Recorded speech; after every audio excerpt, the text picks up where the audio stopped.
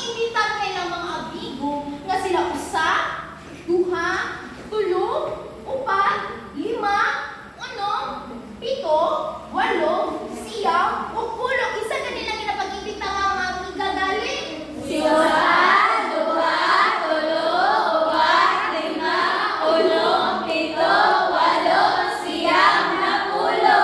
O kamo ba, kung birthday ninyo, imbitahon ba ninyo ang tanang friends ninyo? Kasi di ba niya, depende daw na ay handa daw. Nagsugod na ang pagdula o ibahin ang mga bata sa ikaduha. Ang kauban ni Ondi kay si Usa, si Tulo, si Pito, o si Siyam. Ibahin man ang kuan sila sa duha ka grupo ang mga friends ni Ondi. E isa gani ang kauban ni Ondi si Siyam. Ang kauban ni Ebony kay sila duha, upat, unom, walo, isa gani ang makauban ni Ebony?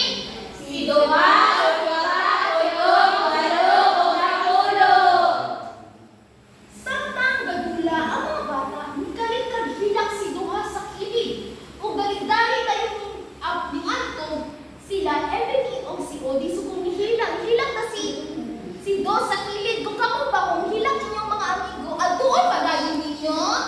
Yes. No, ano kaya? So, nangutana si Odi kay Dos. Ano ni hilak ng ka-Dos? So, ang tubag ni Dos kay gitulak daw siya ni Tres. O kamo ba ka nakasobrahan na sa kalipay? Matulak ba niyo yung amigo kung kadadula ninyo? Yes, teacher. Kung sa kaya niyo buhaton, kung makatulak ko or makasakit ko sa inyo.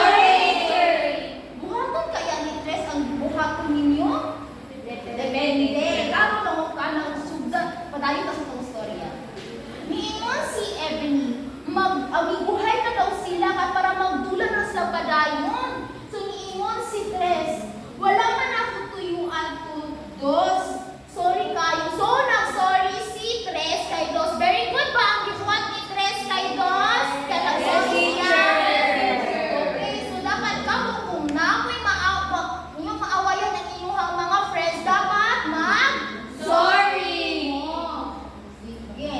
So, sa itong katapusan na bakit, nag-amiguhan na si Dos o si Tres, o namalit na sila Oli o Ebony, o si Duha o si Tulo, sa tapo, kauban pa nila ang ilang uban na amigo o nagpadayon sila sa pagdula. Karon, humana naman sa itong storya,